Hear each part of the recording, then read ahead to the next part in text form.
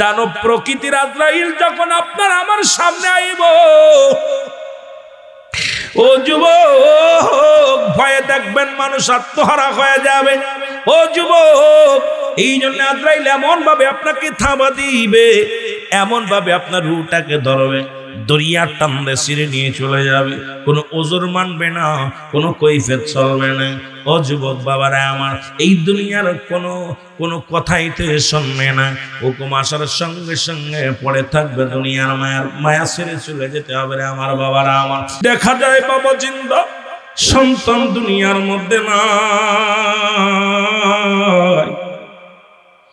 দাদা জিন্দা, নাতি দুনিয়ার মধ্যে নাই, নাতির কোলে দাদার লাশ, নাতি দাদার কাঁধে নাতির লাশ, বাবার কাঁধে সন্তানের লাশ, সন্তানের কাঁধে বাবার লাশ। রব্বুল আলামিন কখন যেন কে চলে যায়। পৃথিবীর মধ্যে তিনটা বিপদ, প্রত্যেকটা মানুষের জীবনে তিনটা বিপদ। নাম্বার 1 হলো মানুষের মরণ, নাম্বার 2 হলো কবর, নাম্বার 3 হলো কিয়ামতের ময়দান।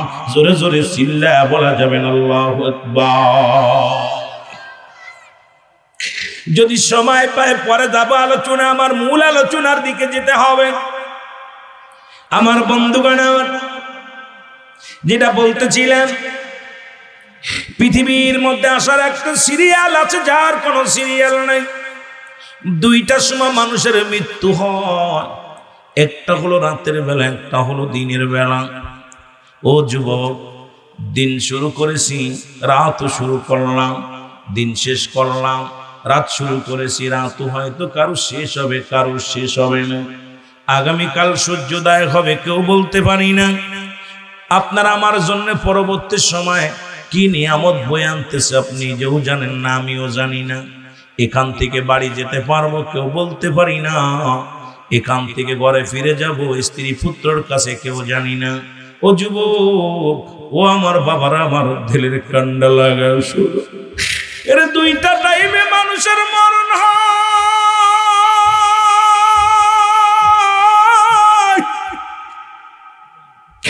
একটা হলো রাতের বেলা, একটা হলো দিনের বেলা। ও যুবক, দিন শুরু করলাম, মৃত্যুবরণ করি নাই রে। এর মুসলমান শুনে না, আর দিনের মধ্যে রব্বুল আলামিন নামাজ দিয়া দিনটারে শুরু করে দিছে। জোরে বলেন মারহাবা। পাশেই আল্লাহর ঘর, মসজিদ, মাদ্রাসা। কথাগুলো খুব খেয়াল করবেন। নবীর কাছে 1 নাম্বার পেয়েছিল নামাজ। আল্লাহ রব্বুল আলামিন এই জন্য দিন শুরু করেছে নামাজের মধ্য দিয়ে। আল্লাহর নবীর কাছে পেয়েছিল নামাজ, এই জন্য রব্বুল আলামিন রাত শুরু করেছে নামাজ দিয়ে। আমার যুবক বন্ধুরা খুব খেয়াল করবেন, রাতের মাত্রাম দিনের শুরু হলো ফজর বান্দা, ফজর 2 রাকাত সুন্নাত নামাজ তুমি আদায় করলাম, সঙ্গে সঙ্গে হয়ে গেলে তুমি আমার রাসূলের প্রেমিক। রসুল বলে তুমি পাগল হও।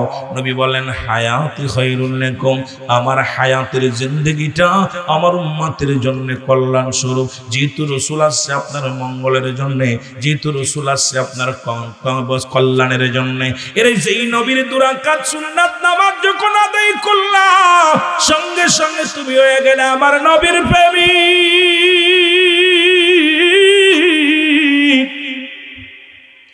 ও যুবক,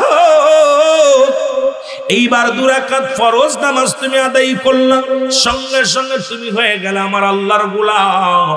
এখন যদি দিনের মধ্যে তুমি মরণ হয়, তোমার মরণটা হবে আমার নবীর প্রেমিক আল্লাহর গোলাম। জোরে জোরে চিল্লায়া বলা যাবে না মারহাবা। নবীর প্রেমিক বইলা দাবি করো, শুধু 3 বেলা দাড়ি শেভ করো। নবীর প্রেমিক বইলা দাবি করো, সুন্নাতের গরমিল করে চলো। আল্লাহর গোলাম বলে দাবি করো, আল্লাহর হুকুম অমান্য করে চলো। তোমার কি মরণের চিন্তা হয় না? কবরের চিন্তা হয় না? এই কবরের যদি চিন্তা হয়, এই মরণ একদিন হবে, এর মধ্যে কোনো সন্দেহ নাই। আমার বাজানেরা খুব খেয়াল করবেন, এত দমক, এত অহংকার, এত মস্তানি কই থেকে আসে? জীবনের প্রথম কাপড় পরিধান করেছেন অন্যের সাহায্যে, আবার জীবনের শেষ কাপড় কাপড় পরিধান করবেন অন্যের সাহায্যে। এ মুসলমান, এই চিন্তা যার মধ্যে আছে, এই মানুষটা তো জীবনে অহংকার করতে পারে না। এই মানুষটা তো বিনয় হওয়া লাগবে, কারণ জীবনের শেষ ঠিকানা, জীবনের শেষ ঠিকানা হলো আপনার আমার অন্ধকার কবর। জোরে জোরে চিল্লায় বলা যাবেন আল্লাহু আকবার। এই রব্বুল আলামিন নামাজের প্রতি গুরুত্বর কথা কেন দিছে? আমার নবীজি আমার আল্লাহর গোলাম হইয়া একটু বুঝতে হবে। ও যুবক,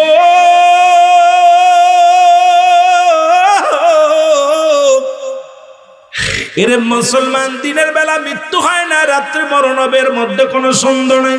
দিনের বেলা তুমি আমার রব্বে কারীমের জমিন দিয়া খুলল, রব্বে কারীমের জমিনে কত না তুমি নিয়ামতগুলো বক্ষণ করলা, এই নিয়ামতগুলো আলো বাতাস গ্রহণ করলা।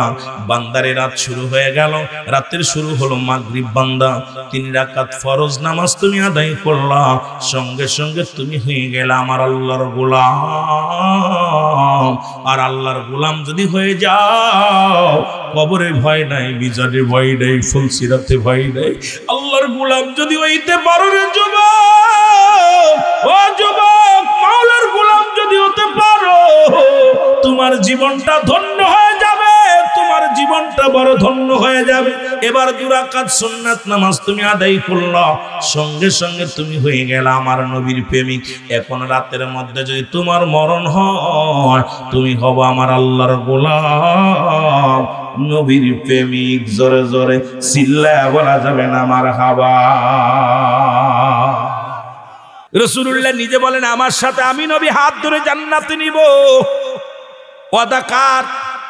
এই জোরে বলেন কার? ওয়াজ কিন্তু বাবা অনেক লম্বা, তাড়াতাড়ি কথা বলতে হবে। যত ভালোবাসা দিবেন ততই আলোচনায় মজা পাবেন।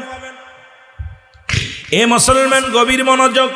রাসূলুল্লাহ বললেন, রাসূলের এক সাহাবী নাম হলো আব্দুল্লাহ, যিনি পাশে ছিল আনসারী লেখা। মক্কা থেকে মদিনায় নবী যখন হিজরত করেন, নবীজিকে যারা সাহায্য করেছিলেন, এই সাহায্যকারীদেরকে বলা হয় আনসার। এই রাসূল পাক সাল্লাল্লাহু আলাইহি ওয়াসাল্লাম মক্কা থেকে মদিনায় যে যখন মসজিদ বানাইলেন, এই মসজিদের যত্ন নেওয়ার জন্য সাহাবীরা পাগল পারাপার ছিলেন, নামাজের যত্নবান হওয়ার জন্য সাহাবীরা পাগল পারাপার ছিলেন। রাসূলুল্লাহ নামাজের গুরুত্ব দিয়েছেন।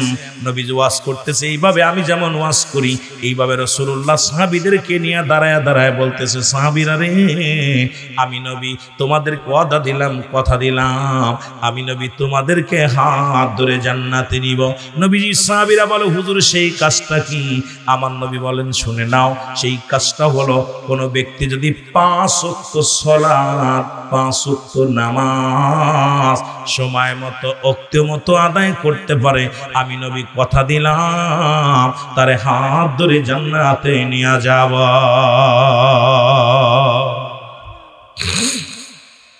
রাসূলের ওয়াদা। রাসূলের সবচাইতে গরীব সাহাবী আব্দুল্লাহ আনসারী। নাম কি? যারা বলেন নাম কি? আব্দুল্লাহ আনসারী। উনি বাড়ি গেলেন, বাড়ি যাওয়ার পর রাসূলুল্লাহর পিছে সালাত আদায় করে বাড়ি গেলেন। বিবি ডাকতে বলে, স্বামী এত রাত হয়ে গেল, আপনি ফিরতে কেন দেরি হলো? বলে, বিবি রে, আমার নবী আজকে চমৎকার একটা ওয়াজ করছে। রাসূলুল্লাহ ওয়াজ করছে, তুমি শুনবানি? কয়, স্বামী রে, আমার নবী কি ওয়াজ করছে বলেন? আজকে যারা স্বামীরা আছেন বাড়ি যায়, আপনাদের বিবিগুলো যদি জিগায়, রুহুল আমিন সাহেব কি ওয়াজ করছে, ইয়াসিন আহমেদ কি ওয়াজ করছে, অমুক বক্তা তমুক বক্তা কি ওয়াজ করছে, কিন্তু আমাদের বউগুলো জিগায় না।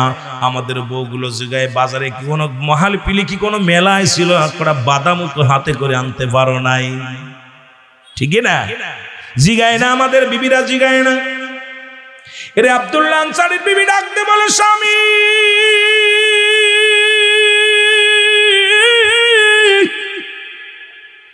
আরে আমার নবী কি ওয়াজ করছে একটু বলেন, তাড়াতাড়ি বলেন গো।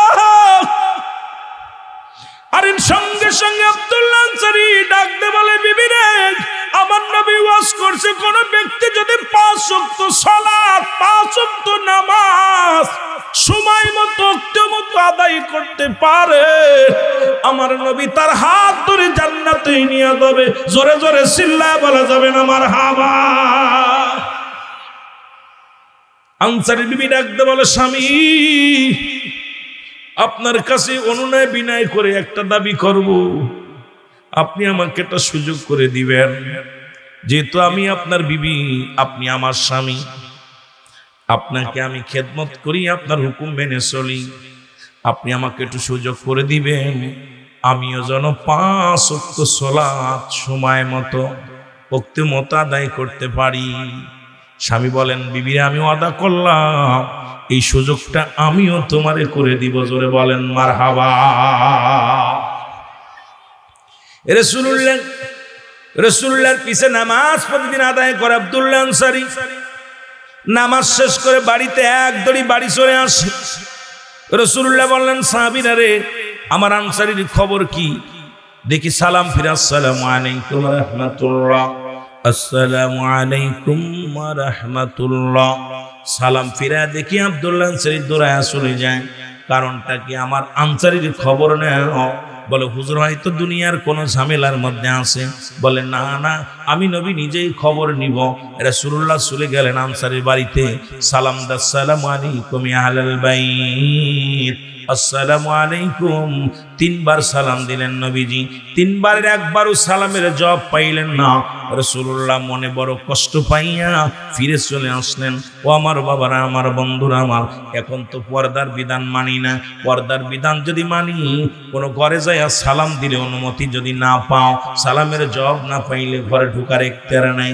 আজকে একটা বাড়ি সালাম রেওয়াজ নাই, আজকে একটা বাড়ি অনুমতি নাই, পর্দা নাই। হয়েছে নাস্তিকদের বাড়ির মতো। জোরে বলেন ঠিক কি না? এরে আল্লাহর নবী রওনা হয়ে গেলেন। পিছন থেকে আনসারী বলে, আসসালামু আলাইকুম, আসসালাম ইয়া রাসূলুল্লাহ, ওয়ালাইকুম আসসালাম ইয়া হাবিবাল্লাহ, ওয়ালাইকুম আসসালাম ইয়া রাহমাতাল লিল আলামিন। নবী বলে, আনসারী তুমি 3 বার সালামের জবাব দিলা, তার মানে আর বুঝতে বাকি নাই তুমি সালাম শুনেছিলে, তুমি ঘরের মধ্যে ছিলে, তুমি সালামের জবাব দাও নাই। বলে, ইয়া রাসূলুল্লাহ, ইয়া হাবিবাল্লাহ, আমি কেন সালামের জবাব দিই না? আপনাকে আমি বুঝাইবো কেমন করে? যদি একটু আমার ঘরে যাইতেন আমি বুঝাইতে পারতাম। নবী বলে, চলো। এবার গেলেন। যা যখন আব্দুল্লাহ আনসারী ঘরের দরজাটা খুলে দিলেন, দেখে তাকায়া গর্তে বিশাল একটা গর্ত খোঁড়া, গড়ের মধ্যে বিশাল একটা গর্ত খোঁড়া। আমার নবী বলে, আনসারী রে, গড়ের মধ্যে এত বড় গর্ত খোঁড়া কেন? বলে, ইয়া রাসূলুল্লাহ, ইয়া হাবিবাল্লাহ, নবী গো, দেখা যায় মরণের পরে নাক দিয়ে রক্ত ঝরে, কান দিয়ে রক্ত পড়ে, চোখটা লাল হয়ে যায়, রক্ত জমাট হয়ে যায়, পায়খানা প্রস্রাব পর্যন্ত করে দেয়। এই মানুষগুলোর কত কষ্ট করে মরণ হয়। ও আমার বাজানেরা, মৃত্যু পথে যাত্রীর একটু খেয়াল করবেন, কত কষ্ট করে রুটা বাইর হয়। তবে ইমানদারের রুটা বাইর হয় আটা গোলায় খামির বানাইয়া। এই খামিরের মধ্যে যদি একটা চুল পড়ে, টানতে যেমন অনাসে বাইর হয়ে যায়, ইমানদারের মৃত্যুটা তেমনি হয়। ইমান আর মুনাফিকদের মৃত্যু আলাদা রে মুসলমান, শুনে নাও। জান্নাতীদের মৃত্যু একরকম, জাহান্নামীদের মৃত্যু একরকম। জান্নাতীদের কাছে যখন আজরাইল আলাইহিস সালাম আগমন করেন, সালাম দেয়, আসসালামু আলাইকুম। ও ভাই মুসলমান দুলা মিয়া সাহেব, শুনে নাও, শুনে নাও। ওয়ালাইকুম আসসালাম। তুমি কে গো? আমি আজরাইল। কেন আসছো? আপনার রূহটা নেওয়ার জন্য আসি। এবার ইমানদার যদি হয়, ইমানদার বলবে, তুমি আমার রূহটা নিবা। আমার রব্বে কারিমের পাগল, আমি আমার রাসূলের পাগল ছিলাম। ডাকতে বলে, রব্বে কারিম আমাকে হুকুম দিছে আপনার রূহটা নেওয়া যাওয়ার জন্য। এবার মুসলমান শুনে নাও, শুনে নাও। এরা দুলা মিয়া ডাকতে বলবে, আজরাইল,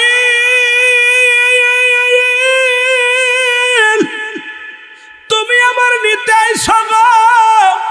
আজরাইল, কোন জায়গা দিয়ে প্রবেশ করবা? আজরাইল বলবে, আপনি আপনার মুখ দিয়ে প্রবেশ করতে চাই। ডাকতে বলবে, না না, আমার এই মুখ দিয়ে কোরআনুল কারীম পড়েছি, এই মুখটা দিয়ে আমি আল্লাহর কালাম পড়েছি, আমি দুরূদ শরীফ পড়েছি, এই মুখটা দিয়ে আমার আব্বা মারে ডাকছি, এই মুখটা দিয়ে আমি আমার রাসূলের দুরূদ পড়ছি। সুতরাং এই মুখটা দিয়ে তোমার আমি ঢুকতে দিতে পারি না, কারণ এই মুখটা দিয়ে আমি তোমার কোনোদিন ঢুকতে দিতে পারি না। যুবকেরা শুনেন, এই মুখের মধ্যে গাঁজা দিস না, এই মুখের মধ্যে বিড়ি দিস না, মুখের মধ্যে আবার দিস না রে যুবক। যুবক তোদের হাতে পায়ে ধরে বলে যায়, এই মুখটারে পবিত্র রাখ, এই মুখটারে পবিত্র রাখ, এই মুখের মধ্যে গাঁজাই টান দিস না। এই মুখটা দিয়া, ও যুবক, এই মুখটা দিয়া বিড়ির মধ্যে আর টান দিস না। এই মুখটা দিয়া তোর মা মায়ের গর্ভে যখন ছিলি, নাবির সঙ্গে নাবিটা জোড়ায়া দিছে, রব্বুল আলামিন তোরে কুরক্ত তোরে গাল দিয়ে খাওয়ান নাই। কারণ এই গাল দিয়া রব্বে কারিমের জিকির করবি, আমার আল্লাহরে ডাকবি, নবীর দুরূদ পড়বি, কোরআন তেলাওয়াত করবি। এই জন্য রব্বে কারিম এই মুখটা তোরে পবিত্র রাখছে রে যুবক। সেই মুখের মধ্যে কেমনে বিড়ির মধ্যে টান দিস রে যুবক।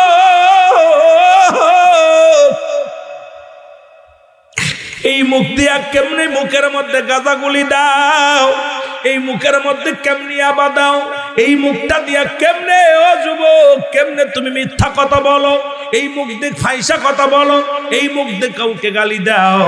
এই মুখটারে পবিত্র রাখলে বান্দা, আর এই মুখের থুতু মুবারক হবে কালি। কালি যেদিন কবরে যেদিন শোয়া দিবে, সেদিন ওই মুখের থুতু মুবারক কাজে লাগবে রে যুবক। আমি আপনাদেরকে বইলা যায়, আজরাইল বলবে আমি মুখ দিয়ে ঢুকবো, কয় ঢুকতে দিব না, কয় চলে যাবে চোখের কাছে, চোখ বলবে আজরাইল দাঁড়াও, এই চোখ দিয়ে আমি তোমার ঢুকতে দিতে পারবো না, কারণ এই চোখ দিয়ে আমি দুনিয়ার কোনো বেগানা নারী দেখি নাই।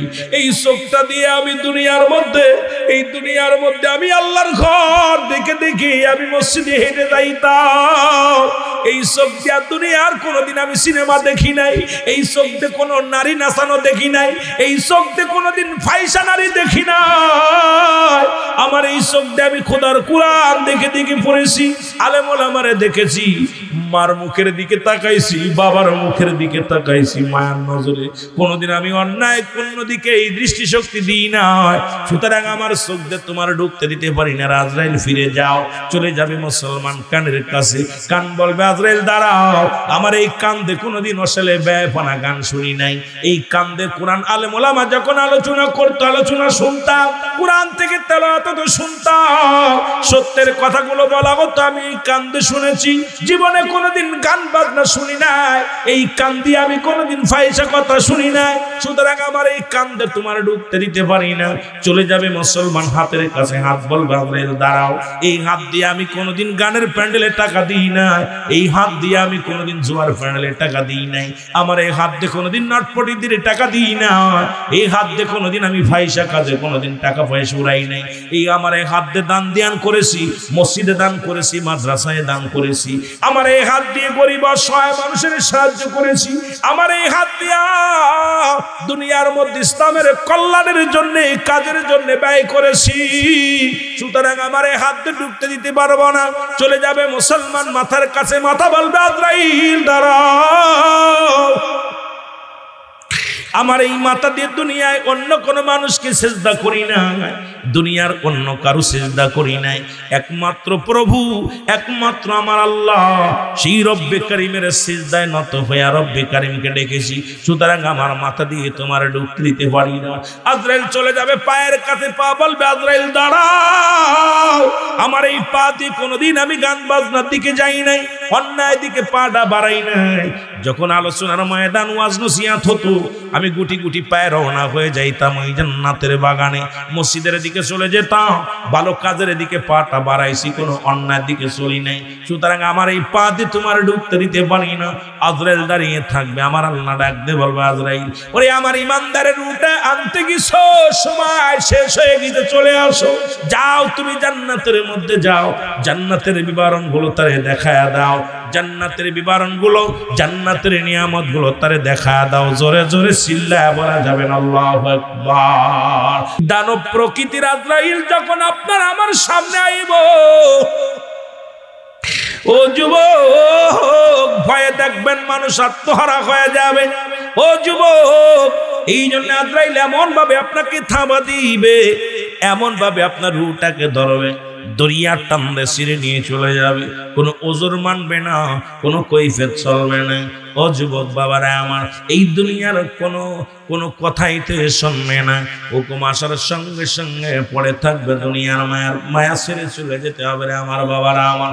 এই আজরাইল আলাইহিস সালাম যখন রূহটা নিয়ে যাবে, এই মৃত্যুর কথা বলতেছিলাম ওই মুফতি আমজাদ আলী সাহেব শুধু নয়, এই মৃত্যুর যন্ত্রণা এত কঠিন,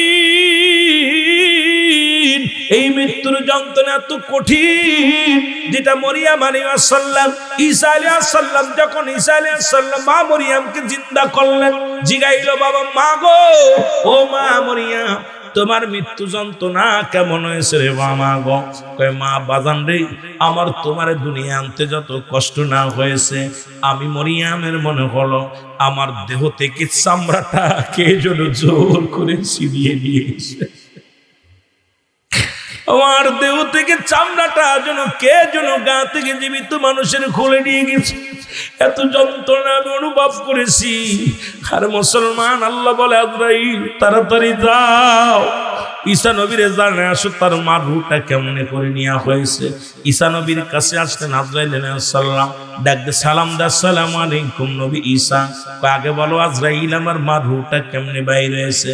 ডাকতে বলো হুজুর আপনি তো জানেন আমার পা থাকে জমিনে, মাথা থাকে আসমানে, তামাম পৃথিবীর পানি যদি ঢেলে দেয়া হয় একটু পানি করে পড়বে না জমিনের মধ্যে, আমি এত বড় দানব। এ আমার আল্লাহর নবী শুনে নেন, আপনার মায়ের রূহটা বাইর করেছি, সামান্য শুধু হাত বারক রেখেছিলাম মাথার উপরে, মায়ের বুকে দুধ খাইতে খাইতে যেমনি ঘুমায় যায়, আপনার মায়ের রূহটা আমি তেমনি বাইর করেছি। ঈসা নবীর মা চিৎকার মেরে ডাকতে বলে মরিয়ম আলাইহিস সালাম, বাবা ঈসা রে, এই মৃত্যু যদি এত কঠিন হয় রে,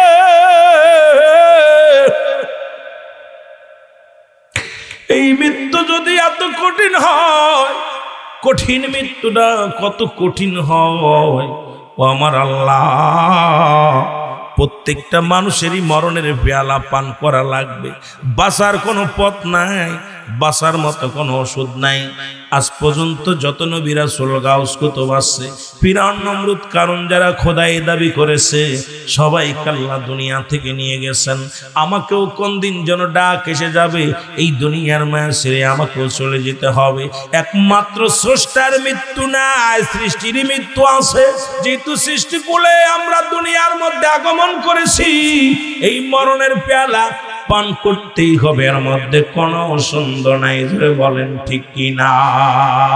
কারণ এই দুনিয়ার মধ্যে আসল আগে সমস্ত রূহের জগৎকে নিয়ে রব্বি করিম ডাকতে বলেছিল, আলাস্তু বিরব্বিকুম, আমি কি তোমাদের রব নয়, আমি কি তোমাদের প্রভু নয়?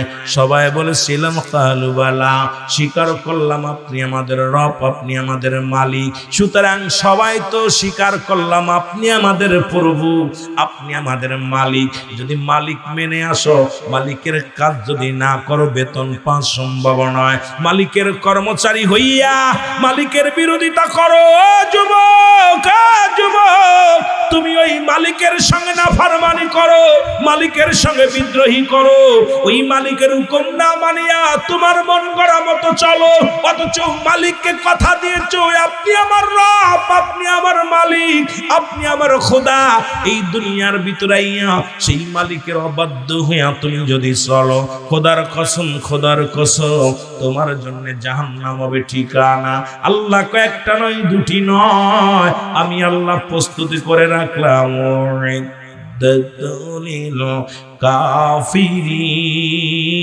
কাফিরিন, আমি আল্লাহ কাফের বেঈমান মুনাফিকদের জন্য প্রস্তুতি করে রাখলাম সাতটা জাহান্নাম। কিডা কিডা যাবেন একটু হাত দুখাই না তুলায় দেখা। যেমন সেরা খোদা হযরত আলী ওই কবরের ভয়ে কেঁদে গেল রে, একদিন রাস্তা দিয়ে যায়, হঠাৎ এক বালকের সঙ্গে ধাক্কা লেগে বালকের হাত থেকে তেল পড়ে যায়। বালক ডাকতে বলে, নেতা তুমি আমার তেল ফেলে দিছো, তেলটা দাও। এই বালক তেল পড়ে গেছে, আমার সিনস, আপনি কে? মক্কা মদিনার মানুষ জানে আমি শেরে খোদা হযরত আলী, আমার নাম শুনলে সবাই দূরে পালায়, শয়তান সেই রাস্তাতে যায় না। তুই আমার সঙ্গে তর্ক করিস? তুমি সেরে খোদা হও আর যে খোদা হও, এটা দেওয়ার সময় নাই। আমার তেল ফেলে দিছো, তেল দিতে হবে, এটা আমার মার আমানত। সুবহানাল্লাহ বলেন না? আরো জোরে কইতে নিরে, আমার তেলের বোতলটা ফেলে দিছেন, তেল দেন, আমার আম্মা রান্না করবে, তেল দিতে হইব। আলী গে বেড়ে তোমার চিনস? তুমি কে? তোমার চিনার সময় আছে? আমার মার আমানত। সুবহানাল্লাহ কইতে না? কার আমানত? মার আমানত। মা দিছে তেল আনতে, তেল নিয়ে যাচ্ছি, মা জন্যই রান্না করবে, তেলটা দাও। আমার তেল না দিলে তোমার সারণ নাই, তেল দাও। আলী কয় তেল পাবো কই? বালুর মধ্যে পড়ছে, বালিটা খায়া ফেলছে, তেলটারে খায়া ফেলছে, এটা কেমনে দিব? কই এটা শুনতাম না, তেল দেন, তেলটা দিয়ে যান। তো সেরে খোদা হযরত আলী বালুগুলো হাতের মধ্যে নিয়ে এরম একটা সাগন মারছে, সব তেল ছেড়া দিছে বালুতে। ছেড়া দিলে তেলটা বোতলের মধ্যে নিয়ে বালক হাসতে হাসতে বলে, আলী তোমাকে ধন্যবাদ, আমি আমার মায়ের তেলটা যদি না নিতাম মায়ের ওয়াদা পুরো করতে পারতাম না, মার সঙ্গে আমি 2 নাম্বার হয়ে যেতাম।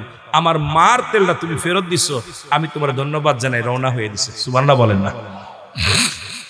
আলীও মনে মনে খুশি হইয়া সেরে খোদা হযরত আলী উনিও রওনা দিছে। রওনা দিয়া পিছন থেকে ডাক দিয়ে বলে, আলী। আলী পিছনে তাকায় দেখে কোনো শব্দ নাই। আলী! 3টা ডাক দিছে। দেওয়া পর আলী বলে, কে এত বড় মস্তান, আমার পিছন থেকে ডাকো, সামনে আসো। মাটি বলতেছে, আলী তুমি আমার চিনবা না, আমি সেরে খোদা হযরত আলী, আমি মাটি, শোনো আমি তোমাকে ডাকছি। মাটি বলতেছে, আমি আলী। হে আলী শোনো, আমি মাটি। আলী বলে, কি হয়েছে বলো। কালী তোমার গায়ে শক্তি ছিল, আজকে বল দিয়ে আমারে চাবা মারছো, আমার হাড্ডি ভেঙে গেছে, সব তেল ছেড়ে দিছে।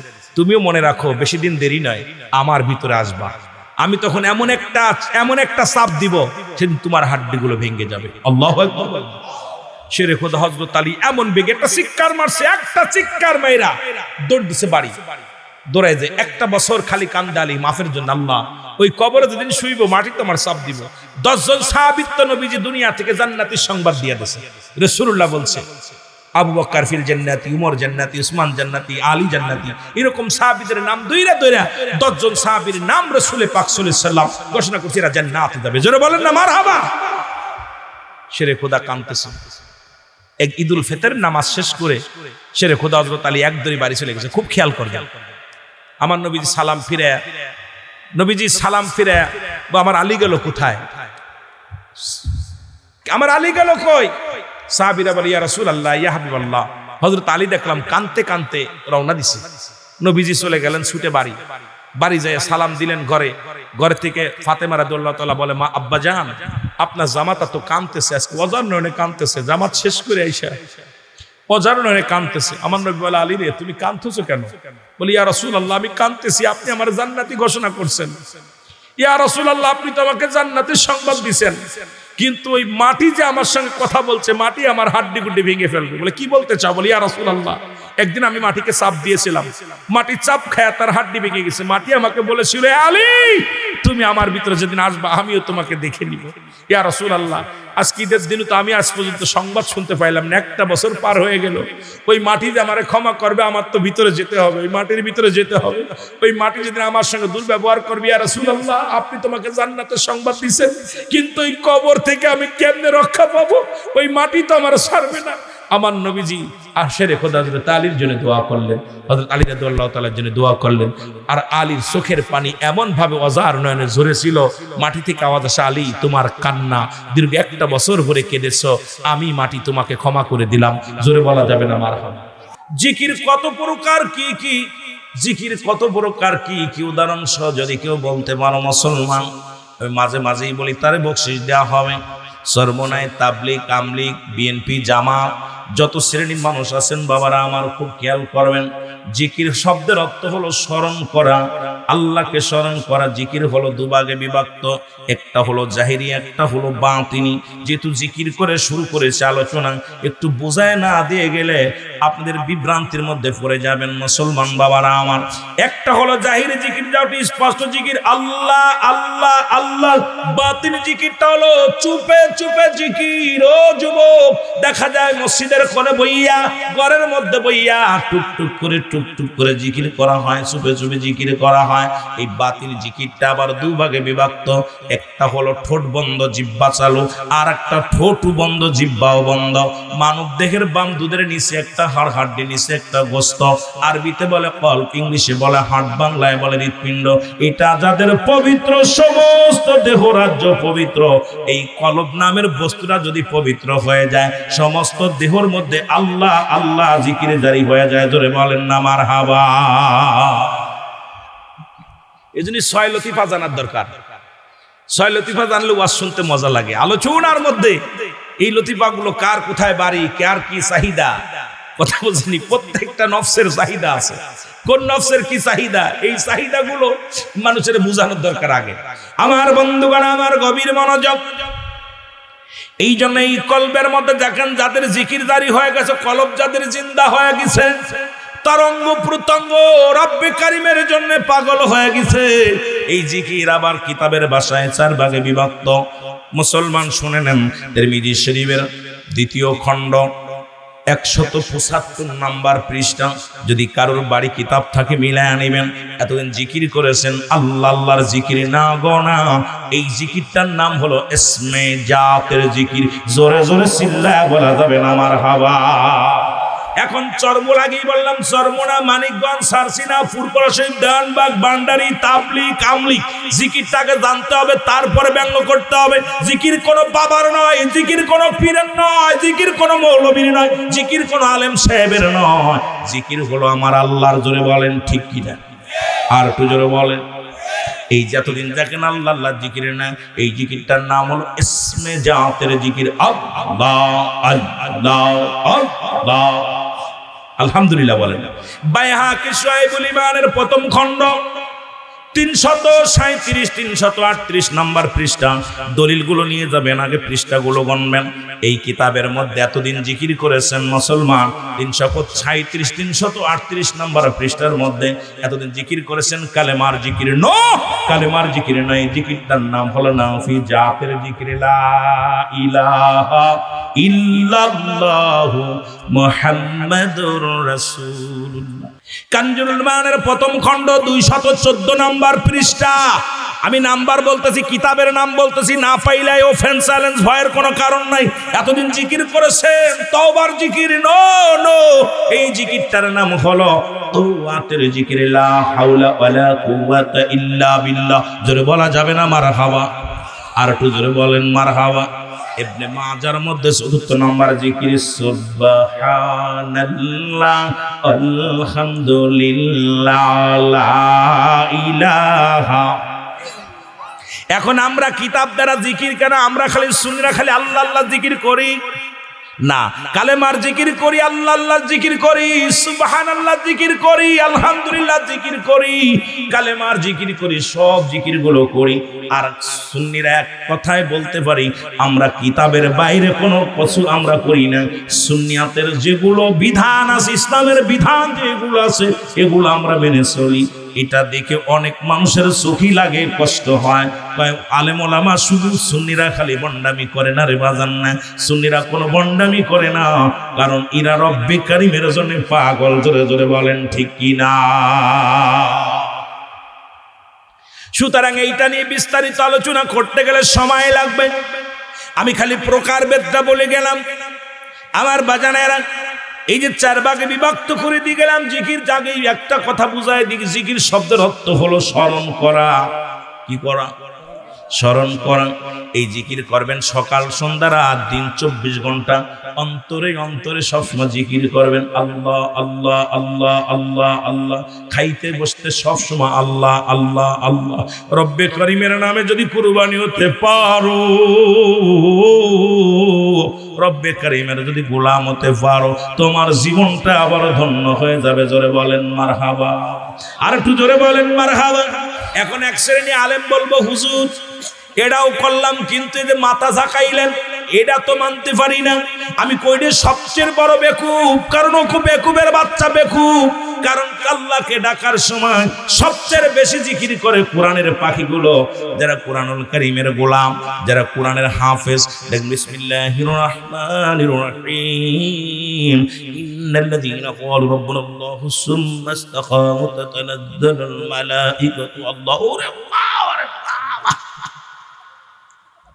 এত ডুলা ডুল চড়ে জিগাইবেন ডুললি কেন? এই তোরা, আমরা তো অল্প ডুললাম আল্লাহ আল্লাহ কয়া, ওরে জিগাইবেন তুমি কেন মাথা জাকাইলা? ও বলবে আমি জাকাই নাই, কারণ কোরআন এমন একটা মধু, কোরআন এমন একটা জাদু, যে আল্লাহর কালাম যখন পড়ি কে যেন ঝুলিয়ে দেয়, কে যেন আমারে পাগল বানায়। আমার নিজের ব্যক্তিগত পাগল হই না, আমার রব্বে কারিম পাগল বানায়। জোরে বলেন ঠিক কি না? যখন আমরা আল্লাহরে ডাকি আল্লাহ আল্লাহ আল্লাহ আল্লাহ, সমস্ত অঙ্গ প্রত্যঙ্গ আল্লাহর জন্য নিয়ে যায়। জোরে বলেন ঠিক কি না? তবে ওই ব্যক্তি না বুঝার কারণে শুধু আপনাদের দুর্নাম দিবে। এবার কবেন হুজুর এটাও মানলাম, কিন্তু এই যে আপনারা সামা বলেন, ও মুসলমান, সামা বলা জায়েজ না। একখান কিতাব যদি পারো হেডাম থাকে নিয়ে আসো। গজল গাওয়া জায়েজ নাই, ইসলামী সঙ্গীত গাওয়া জায়েজ নয়। একটা কিতাব দেখাও।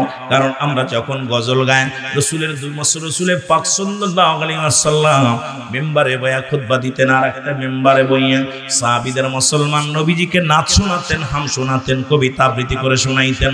আমরা যখন আল্লাহ আল্লাহ জিকির করি, সাথে কিছু রাসূলের প্রেম, আল্লাহর গুণকীর্তু সামা শরীয়ত মোতাবেক এটা বলি, এর তালে তালে আমরা সবাই আল্লাহ আল্লাহ আল্লাহ আল্লাহ জিকির করে। জোরে বলা যাবে না মারহাবা? সকলকে সালাম জানাই, আসসালামু আলাইকুম রাহমাতুল্লাহি ওয়া বারাকাতুহু। আমার কমিটি সে দুইটা অকশন দিয়েছে। একটা হলো হুজুর একটু জিকির করাবেন, দ্বিতীয় হলো কবর হাসর মরণের একটু ওয়াজ করবেন। যেহেতু আমি আমার কমিটির বাইরে তো যেতে পারি না, আমাকে আশা পরে বলছে হুজুর এই ওয়াজটা একটু করবেন, আর আসার সময় বারবার বলছে হুজুর একটু জিকির দিবেন। এই জন্য আমি জানেন যে আমিরুল আমিন সিদ্দিকী সালাম দিয়ে ওয়াজ শুরু করি, কারণ আমি সময় নষ্ট করার পক্ষে না। কারণ আমার আলোচনা হলো, আমি 5টা মিনিট আপনাদের নষ্ট করতে চাই না। আসার সঙ্গে সঙ্গে মানে ধর ছাগল পাতা খা, কথা বুঝেননি, মানে পাড়াও সারা খাওয়ানো সারা, এটা হলো আমার অভ্যাস। কারণ আমার উস্তাদ আপনাদের আবু নাসির জিয়াদি সাহেব, মৌলানা আপনার মৌলানা সালাউদ্দিন সাহেব, যাদের সঙ্গে আমি চলেছি, আসার পর হুজুর ফোন দিয়েছে, হুজুর নিজেই ফোন দিয়েছে, আবু নাসির জিয়াদি সাহেব, যে মানে বাংলার বাঘ বলা হয়, সিংহ বলা হয়, যিনি অনেক মানে একদম মানে কি বলবো যে তার ভাষায় বলতে মানে, সিদ্দিকী সাহেব কোথায় আছো, কি অবস্থা। এই যে মহব্বতের মানুষগুলো, তারা আমাদেরকে শিক্ষা দিচ্ছে, যেটা সেই শিক্ষায় আমরা শিক্ষিত হয়েছি। তবে সবচেয়ে বড় শিক্ষা হলো আপনাদের দোয়া এবং ভালোবাসা চাই। জোরে বলেন ঠিক কি না? মহব্বতের সঙ্গে দুরূদ শরীফ পড়ুন। আল্লাহুম্মা। উলামা ইকরাম উপরে আসবেন, উলামা ইকরাম উপরে আসবেন, উলামা ইকরাম সব উপরে আসবেন। আমার আলেম উলামা যারা মসজিদের ইমাম আছেন, উপরে অনেক জায়গা আছে। আপনারা দয়া করে অনুরোধ করবো, আমি তো সবাই চিনি না, দয়া করে উলামা ইকরাম যারা আছেন ভিতরে আসবেন।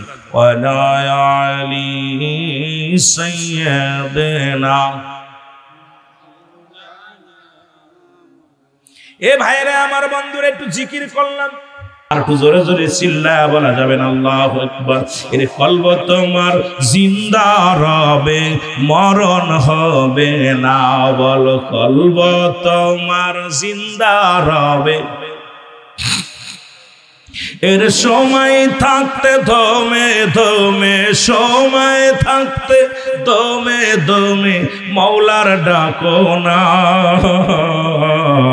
কলব তোমার জিন্দা রবে, মরণ হবে না, বলো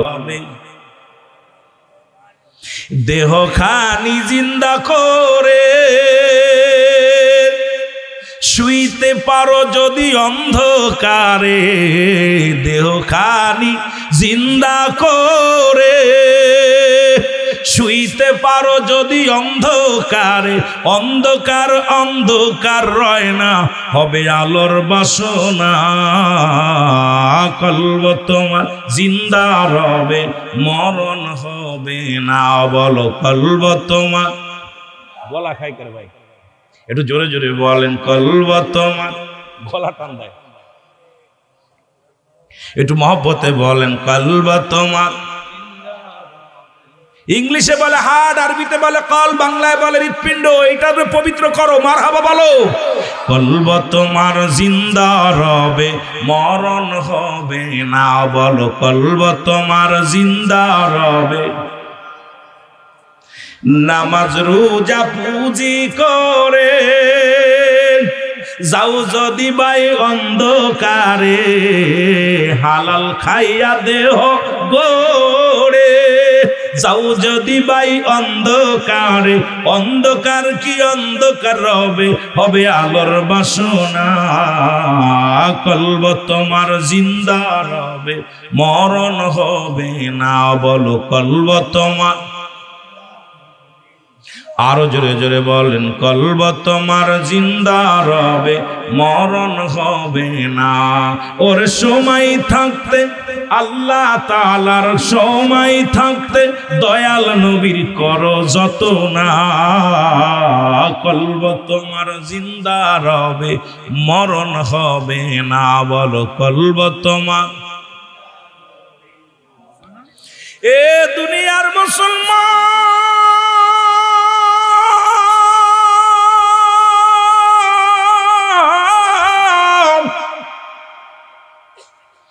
যে কথাগুলো বলি দিলের কান্ডা লাগা শোনো।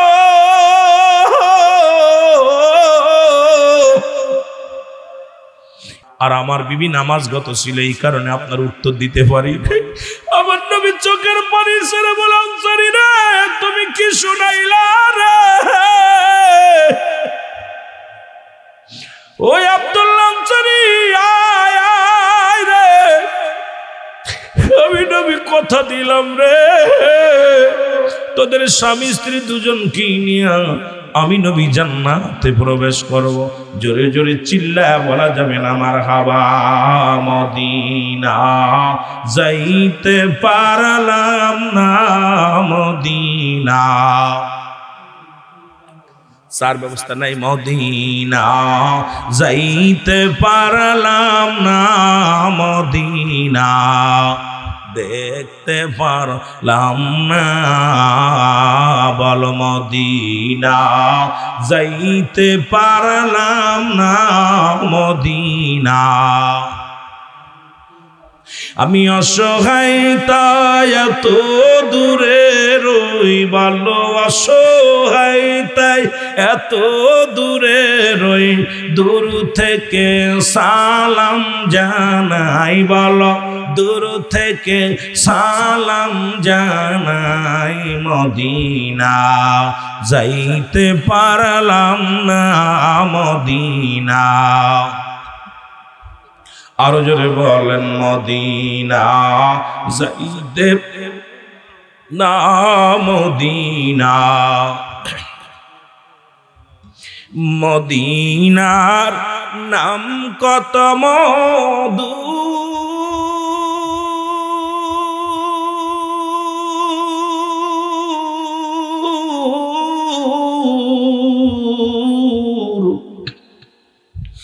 মদিনা আর যে কত দূর,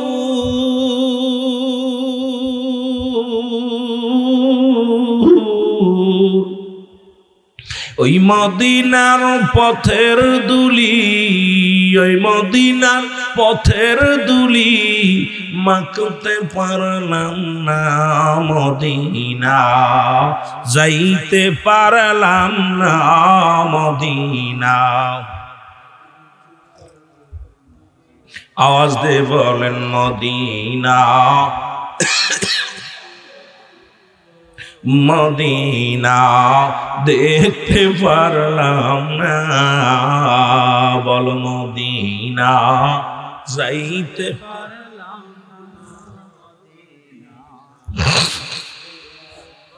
আমি অসহায় তাই এত দূরে রই, আল্লাহ অসহায় তাই এত দূরে রই, দূর থেকে সালাম জানাই, বলো দূর থেকে সালাম জানাই, মদিনা যাইতে পারলাম না, মদিনা। মদিনার নাম কত সুন্দর,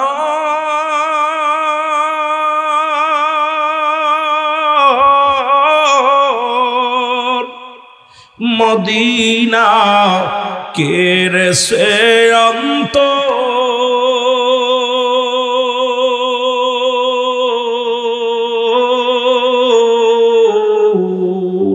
এই গরিব দুঃখীর সালাম খানি, পিরোজপুরবাসীর সালাম খানি পৌঁছাই দিও মদিনায়। বলো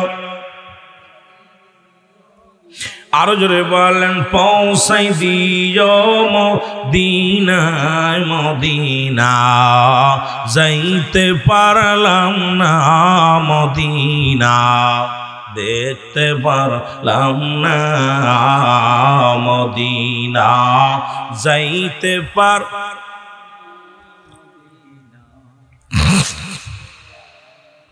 এ দুনিয়ার মুসলমান শোনে না। এরে আনসাইব আব্দুল্লাহ আনসারী যদি এক কাপড়ে যদি স্বামী স্ত্রী দুজন নামাজ আদায় করতে পারে গো, এ পিরোজপুরবাসী কুমিল্লার মানুষেরা শোনো, এই কোটবাড়ি সদর দক্ষিণ কুমিল্লার মানুষেরা শোনো, নবীর সাহাবীরা যদি এক কাপড়ে স্বামী স্ত্রী দুজন নামাজ আদায় করতে পারেন, এই পিরোজপুরের জমিনে এমন কোন গরিব আছে যার এক টুকরা কাপড় আছে যে ভিক্ষা করে খায়? তারও 4-5টা কাপড় আছে। যে সবচেয়ে গরিব তারও 2-4টা কাপড় আছে। এই নামাজের হিসাবটা যদি রব্বে কারিম ধরে, আমার মন বলে বাঁচা সম্ভব নয়। জোরে বলেন ঠিক কিনা? রাসূলের সাহাবীরা এক কাপড়ে স্বামী স্ত্রী দুজন নামাজ পড়ছে, একটা কাপড়। স্ত্রী পড়ছে, স্বামী উলঙ্গ, স্বামী পড়ছে, স্ত্রী উলঙ্গ, তবু নামাজ ছাড়ে নাই। কারণ নামাজ কার হুকুম? জোরে বলেন কার? আল্লাহর হুকুম। আল্লাহ নামাজ পড়লে বেশি পছন্দ করে, নামাজটা আদায় করলে রব্বে কারিম খুশি। এই যে নবীর কাছেও 1 নাম্বার প্রিয় ছিল নামাজ। মারহাবা বলেন। রাসূলের কাছে 2 নাম্বার প্রিয় ছিল তার উম্মতগণ, 3 নাম্বার প্রিয় ছিল তার বিবিগণ, 4 নাম্বার প্রিয় ছিল পৃথিবীর মধ্যে সুগন্ধি জিনিস। সব বিপরীত, আমাদের সব বিপরীত। কেমনে? আমার মরণ শিবে কখন কেউ তো জানি না। আমার একটু মহব্বতে বলেন, আমার মরণ শিবে কখন কেউ তো জানি না। আমি চলে যাব, আমায় তোমরা ভুইলা যাইও না। আমি চলে যাব। আরো জোরে জোরে বলেন, আমি চলে যাব, আমায় তোমরা ভুইলা যাইও না। আমার মরণ আসিবে কখন কেউ তো জানি না। আমার মরণ আসিবে। একটু জোরে জোরে চিল্লায় বলেন, আমার মরণ আসিবে কখন। টাকা পয়সা দালান কোটা যাহা করেছি, সব কিছু ফেলাইয়া আজি একাই চলেছি রে। আমি সব কিছু ফেলাইয়া আজি একাই চলেছি। আমি যাবার বেলায় ভেবে দেখি আমার কেহ নাই। আমি যাবার বেলায় ভেবে দেখি। আরো জোরে বলেন, যাবার বেলায় ভেবে দেখি আমার কেহ নাই। আমার মরণ আসিবে ডানে বামে মাটি, আমার মাটির বিছানা ডানে। এ বাজার একটু জোরে জোরে বলো, ডানে বামে মাটি, আমার মাটির বিছানা ডানে। এই পৃথিবী চিরদিনই থাকার জায়গা নয়। কুল্লু মান আলাইহা ফান, সব শেষ করে দিবে কে? এই পৃথিবী চিরদিনই থাকার জায়গা নয়। অন্ধকার কবর যে তোমার আসল ঠিকানা রে মানুষ। অন্ধকার কবর যে তোমার আরো জোরে বলেন, এই পৃথিবী চিরদিনই থাকার জায়গা নয়, অন্ধকার কবর যে তোমার আসল ঠিকানা। ডানে বামে মাটি আমার মাটির বিছানা, ডানে আয় হায় ডানে বামে মাটি। এ দুনিয়ার মুসলমান,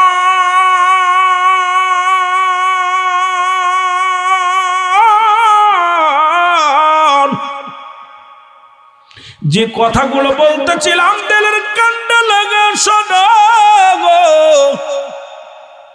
আমার মরণ আসিবে কখন কেউ তো জানি না, আমার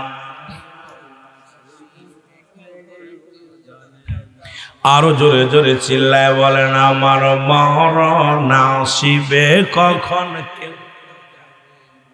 এই আমি চলে যাব, আমায় তোমরা বইলা যাইও না, আমি চলে যাব। আরো জোরে বলেন, আমি চলে যাব, আমায় তোমরা না, আমার মরণ আসিবে কখন কেউ তো জানি না, আমার মরণ। টাকা পয়সা দালান কোটা যাহা করেছি, সব কিছু ফেলাইয়া যদি একাই চলেছি রে আমি, সব কিছু ফেলাইয়া যদি একাই চলেছি। আমি যাবার কালে ভেবে দেখি আমার কেহ নাই, আমি যাবার কালে ভেবে দেখি আমার কেহ।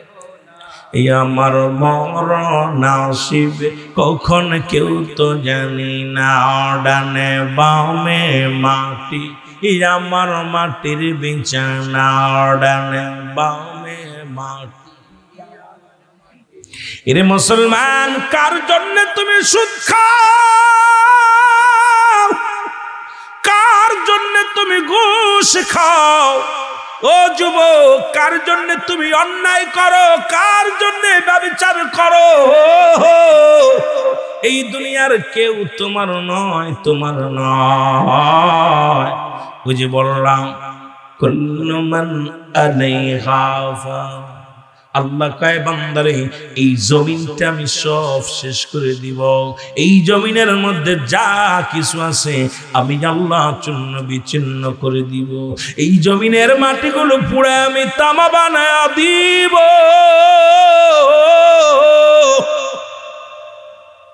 এই জমিনের পানিগুলো পুড়ে আমি ছাই বানায়া দিব। যেদিন কিচ্ছু বলতে কিচ্ছু থাকবে না, সেদিন থাকবো শুধু আমি আল্লাহ, গোলামি করব কার?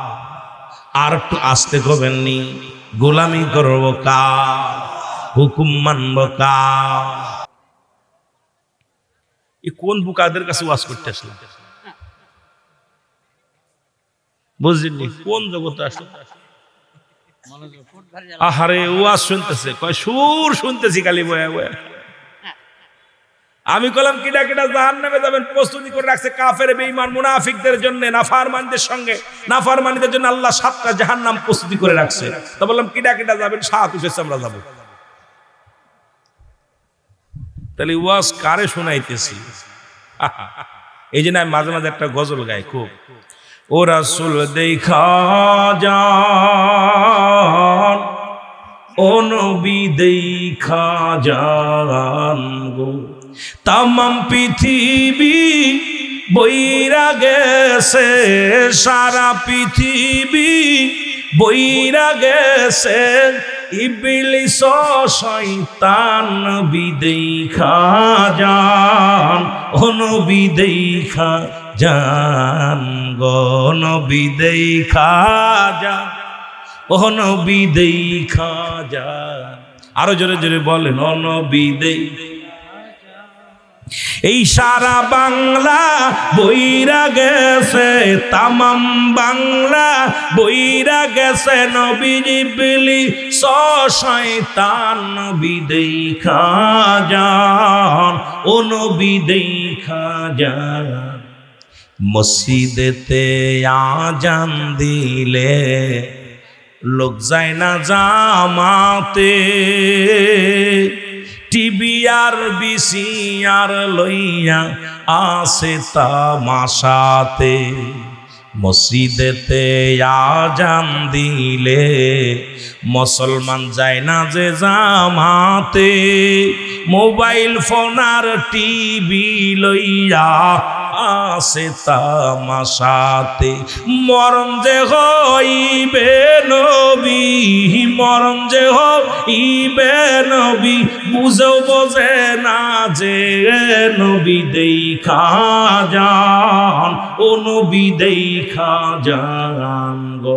তামাম পৃথিবী বইরা গেছে, সারা পৃথিবী বইরা গেছে, নবী বিলি শয়তান নবী দেখা যান, ও নবী দেখা। পর্দা নারী মানে না যে, শ্রদ্ধা নাই দেশেতে, অশিক্ষিত আর মূর্খ জাতি দেয় নেতৃত্ব সমাজে। ইমামকে হুকুম করে মুসল্লি গণে, আলেম নামের জালেম গণ বিদেশটা গেছে ভরে, আলেম নামের জালেম গণ বিদেশটা গেছে ভরে। মসজিদ তুইয়া মন্দিরে দৌড়ায়, মসজিদ তুইয়া মন্দিরে দৌড়ায়, ক্ষমতারি লোভে নবী দেখা যান, ও নবী দেখা যান গো, নবী দেখা। যারা বলেন ও নবী দেখা যান গো। সারা পৃথিবী বইরা গেছে নবী, সামাম পৃথিবী বইরা গেছে, নবী বিলি শয়তান, হাই বিলি শয়তান নবী দেখা যান। আহা, রাসূল বলছে, তিরমিজি শরীফের হাদিস 3952 নম্বর, রাসূল বলছে আমার উম্মতের মধ্যে একদল, ওরা কি করবে, নিজেরা মূর্তি পূজা করবে, অন্যকে উৎসাহিত করবে। এই জন্য এখন মসজিদ থেকে খালি মন্দিরে দৌড়াইতেছে, সিয়ারের দরকার। জোরে বলেন ঠিক কিনা? ও নবী দেখা যান গো, নবী দেখা যান, ও নবী দেখা। পিতা পুত্রের নাই যে প্রেম, প্রেম শুধু নারীতে, এ জীবন করল নষ্ট নবী মাদক সেবনেতে, এ জীবন করল নষ্ট যুবক মাদক সেবনে। এই জামানায় থাকতে চাই না নবী, এই বাংলায় আর থাকতে চাই না নবী, যাইতে চাই আপনার দেশে, নবী দেখা যান, ও নবী দেখা যান গো। সারা পৃথিবী বইরা গেছে, তামাম পৃথিবী বইরা গেছে, ইবলিস শয়তান, হায় হায় ইবলিস শয়তান নবী দেখা যান, ও নবী দেখা যান। আফসোস নবী গো, আপনার উম্মত বলে দাবি করি, সব নাফরমানি কাজ করি। জোরে বলেন ঠিক কি না? এ দুনিয়ার মুসলমান দিলের কান্ডা লাগা শোনো, বাজানেরা শুনে নাও। বলতেছিলাম 1 নাম্বার কবর, এই কবে 1 নাম্বার মরণ, এই মরণের মধ্যে যদি থাকি গো, রাত শেষ হয়ে যাবে, আলোচনা শেষ করা সম্ভব নয়। 2 নাম্বার বিপদ হলো কবর। কবর বলতে বুঝায় মানুষের মৃত্যুর পর থেকে শুরু করে কিয়ামত পর্যন্ত জগৎটাকে বলা হয় কবরের জগৎ।